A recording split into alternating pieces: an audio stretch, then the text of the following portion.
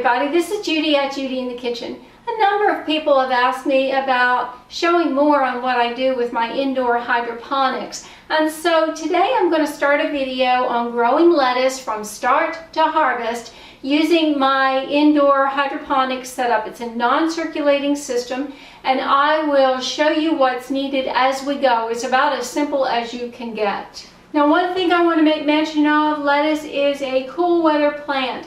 So if your house gets really warm in the summertime, that may not be the best time to do this, because if it gets above about 73 to 75 degrees, it may be too warm for the lettuce and it may invite it to bolt or go to seed really easily. So I usually do most of my hydroponics in the wintertime because my house is better temperature at that point for the cool weather plants. Now, obviously, to start with, you need some lettuce seeds, and there's all kinds of lettuces out there. Loose leaf works out the best when you're growing this way in a hydroponic system. And I have some black-seeded Simpson seeds here. I'm just showing you what I have. You can use whatever you've got. And so I'm going to remove some of these and put them on a dry, shallow dish. It's just a tea bag dish kind of thing. Close that up so they don't spill out. And to start with, I have some filtered water here, and I have some rockwool cubes. This is a 2-inch rockwool cube. I like that size best. It's just the most comfortable for me to work with. And you need to get them good and wet. So I have filtered water, and I'm just pouring it over there, and I'm going to allow them to sit for just very briefly so they can soak up as much of this water as possible. What I have now is a toothpick, and it's a lot easier to grab the seeds with a toothpick once you dab it with a drop of water rather than a pair of tweezers or with your fingers. And now that my rockwool cubes are wet, I'm just going to take the toothpick and just kind of run it through the hole there just to make sure that it is open. And I'm going to dip that toothpick in the water and just touch a seed and drop it in there and try to push it against the side. And I'm going to put 2 seeds in each rockwool cube, and this helps to ensure that there's some germination. These seeds are not the freshest. I keep them in the freezer, and they have a pretty good germination rate, but we want to make sure that we're not wasting our time. So I'm putting 2 seeds in there. You might even put more, and I'm putting them in what right now is a dry container that they're going to be in, but there will be water in there. And I'm going to just repeat this process. I'm going to plant 6 lettuce plants. All right, now all of my rockwool cubes have the 2 seeds in there, and now you want to make sure that they don't dry out. And you have a couple options here. You could spritz it every day with some water in a spray bottle. I like to just pour some water in the bin and have maybe about 1/4 of an inch up on the cubes, and I watch it regularly. I have a lid here that I'm going to put loosely over the top, and I'm just going to put these on my bins and just allow them to sit and germinate. And when they come up, then they're going to go under some grow lights, and I'll touch base with you at that point in time and tell you how long it's been. We're only on day 3, and we already have some beautiful germination going on. So these plants need to go under the grow lights, and I'll show you where they're going to be. Now, I keep my hydroponics on a heavy-duty metal rack shelving unit that I got at someplace like a Lowe's or a Menards, that sort of thing. You can use whatever works out right for you. And you can see I've got a grow light here suspended from the top shelf. Obviously it's turned off right now because it's too bright for the camera. And I've got my baby plants propped up so that the top of the bin is only about 3 inches below the LED grow lights. And that's important at this level, at this time in their life, because if they're far away from the light, they're going to get very thin and spindly as they try to reach for the light. And I've got a link below on the type of lights that I use. These are LED lights. I bought them because they're inexpensive, they are cheap to run, and they last a long time. There's different kinds of grow lights out there. You need to explore the different types to figure out which is best for you. I don't promote any particular type. Now the next thing we want to do is put our rock wool cubes into 2-inch net pots. I leave just a little bit of a gap between the bottom of the rock wool cube and the net pot, and that allows room for roots to grow. Now, I don't have any roots coming out here yet, and you can wait until you have roots, but it's a lot easier to do it this way, and that way the roots will filter through the net pot initially instead of you having to worry about it. Now, we still only want 1 plant per rock wool cubes, but these are mighty small, and so I'm not going to worry about cutting them just yet, or even separating them. Now I am going to show you how you can go about doing that. I've got one here that is kind of spindly, is kind of high on the rock wool cube, and I don't like that. So I'm going to show you how you can actually cut into it. I'm just taking a knife and just gently cutting into the rock wool cube. And yes, this is a dangerous process. You can destroy your plant along the way. And if it happens, well, so it happens. And we only have 1 plant in this rock wool cube. And I'm just kind of opening it up with my fingers and very, very gently moving that plant. I'm just moving it further down into the rock wool cube, and then closing it back up and just putting it in the net pot, and that's better. And so we're going to do the rest with these, and then when they get a little bit bigger, I'm just going to destroy any extra ones that are there. And again, you could do what I just did there and separate them if you've got 2 in there, and then you can put a new one or one of those plants in a new rock wool cube and salvage that extra lettuce plant if you want to. 6 is going to be enough for me at one point. And there we go, back under the lights till next time. We're at day 25 on my lettuce, which is admittedly longer than it should be for me to plant these in the bins. I was away for a couple days and it takes me forever to kind of get caught up. But these are long ready to be planted. You see all those roots hanging down. All of them have that. So they are very, very ready to go into their new homes. And what we need to do first is make sure that there's only 1 plant in each net pot. And if you have more than 1 plant in a net pot, you need to get rid of one of them. You can either separate them out, but at this point with these this many roots growing, I wouldn't suggest separating them out because you'll probably damage both plants along the way.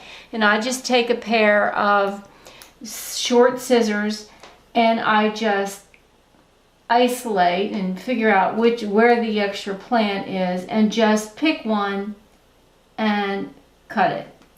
And that's all you can do. You just need to get rid of one because they will not grow well if you leave both plants in there. And at this stage, it's easier said than done, but we're going to snip.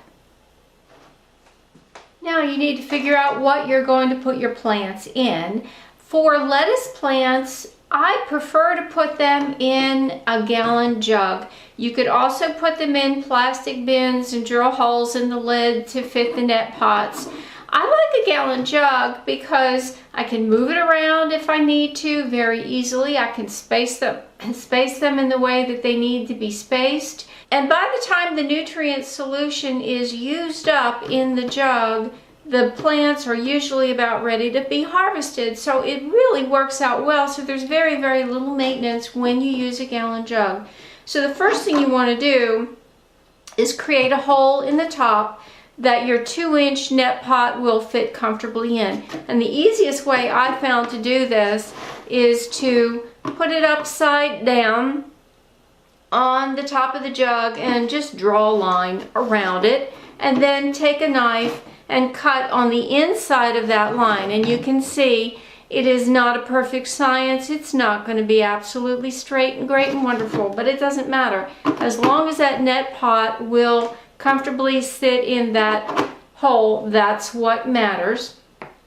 And then you need to cover your jug, because the water will tend to get algae in it if there's light that enters the jug. There's different ways you can do this. You can spray paint it. You can cover it with several layers of newspaper, or you can wrap it with aluminum foil, which is what I prefer to do, and then tape the sides together so that it doesn't come off. And I found that duct tape works best. You can use any kind of tape. I've used even painter's tape, and yes, that does tend to peel away, but it will hold enough to get you by. So again, you want to make sure that your net pot is going to fit in there. So the next step will be to mix up your nutrient solution. There are a number of nutrient solutions out there for hydroponics, and I don't advocate any one over another. This happens to be what I have at this point in time, and so this is what I'm going to use. And all I suggest is that you follow the manufacturer's directions on how to mix it up, and you want to mix up about a gallon at a time. I take extra milk jugs or extra gallon jugs and mix up a gallon at a time, and I might mix up 7 or 8 gallons at one time. In this case, I needed 6 gallons because I've got 6 plants here. And this stuff will mix up a little strong for lettuce, and it'll suggest that you do add 1 to 2 teaspoons per gallon of filtered water. And I wind up using about 3/4 of a teaspoon, and that seems to be about right for me for the lettuce that I grow. And you do want to test the pH of your solution after you've got it mixed up. I can say that this mixes up on the acidic side. You want your pH of your solution to be anywhere between 5.5 and 6.5. So you will probably need something to adjust the pH of your solution. And that same company, General Hydroponics, makes pH up and pH down, because this mixes up on the acidic side. I use a lot of the pH up, and it will come with a little pipette where you can measure out the amount that you need. And then you need a way to test your pH.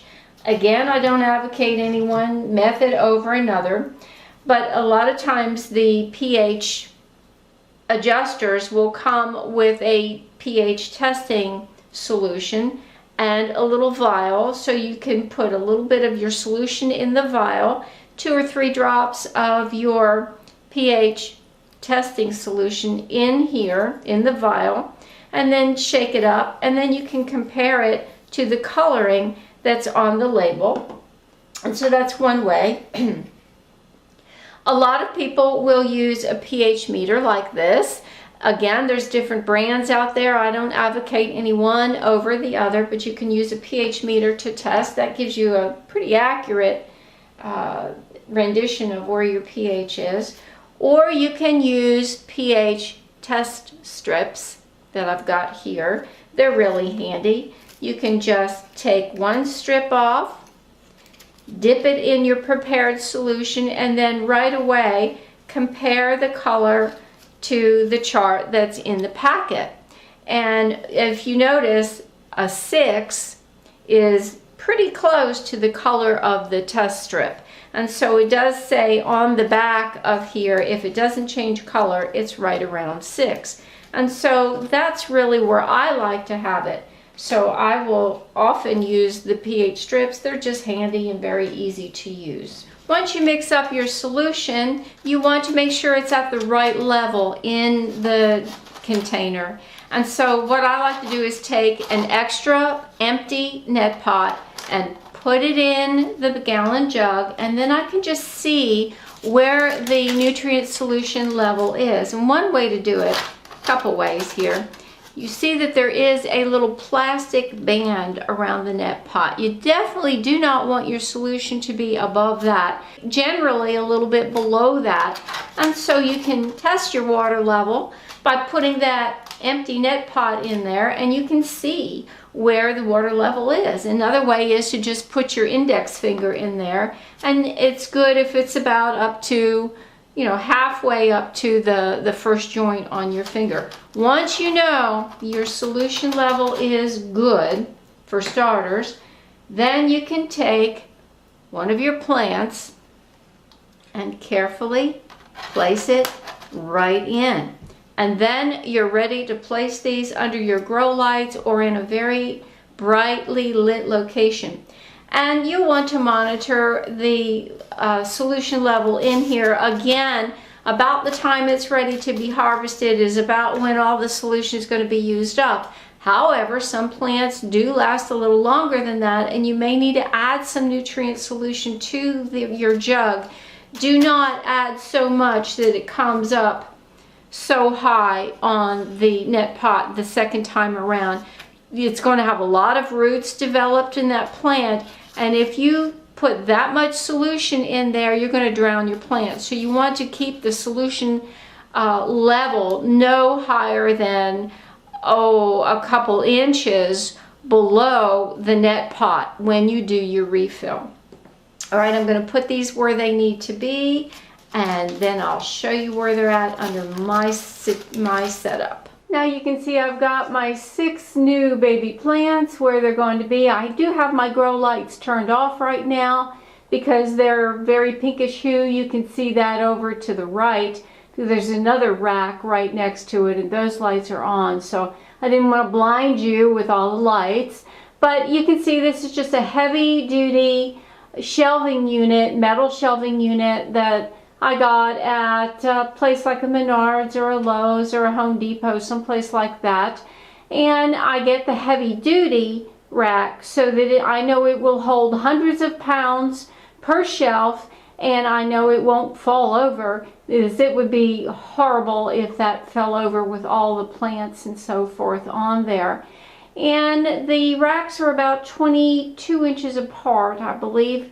And you can see from the rack below, I have suspended some LED grow lights that I use. And again, you can use whatever kind of lighting system that you prefer. There's a lot on the market. I don't advocate any one over the other, but I'll put links to these below in the description box. And I just secured them to the rack above with some clips that I had. You could even use twist ties if you wanted to. And that way the lettuce gets plenty of light that it needs. You could also put them in a sunny window if you want, and it'll work just fine. And I've hooked it all up with the wiring, so they're hooked into power boxes, power strips, so I just have to turn on the power strip and everything comes on, and it's just fine that way. I leave the lights on roughly 12 hours a day. Do not leave them on 24/7 because that's not what the plants need. They need a rest period just like we do, just like in nature. The sun comes up and the sun goes down. So you want to make sure you do that way, and you just monitor them and make sure that they're happy. You can see I've got some kale growing below that I just harvested from some yesterday. And so all is well here, and we'll keep you posted as these plants grow. We're on day 47 now of our black seeded Simpson lettuce, and you can see they're looking really very good. Now the one all the way to the right in the back is not part of the original bunch, okay? That's a different lettuce that I started later, but the 6 that you see are looking very, very well. And you can start to harvest now the larger leaves that are on the outside of the plant. No need to cut down the whole plant yet. They can be harvested anywhere from 45 days up to about 60 days or so. And I don't count days normally when I'm growing lettuce. I let the lettuce be my guide. And when you see that it starts to getting tall from the center of the plant, that's your indication that it's starting to go to seed, and you need to harvest it immediately if you have not already done that, because once it starts to go to seed, it gets very bitter and it's really not edible. But like this, they're good and sweet, and you can just harvest a few leaves, as they get large from the outside of the plant, and you can start eating your lettuce. Or you can let it get bigger, but when you start harvesting like this, it just kind of gives it encouragement to keep growing and growing and growing. I hope this gives you some incentive to go ahead and try to grow some lettuce on your own. You can see it's really not hard. It does take a little bit of time. Some lettuces will grow faster than the ones that I've got going here. So give it a try, explore what's out there. Let me know if you have any questions or comments below. This is Judi at Judi in the Kitchen. Bye-bye.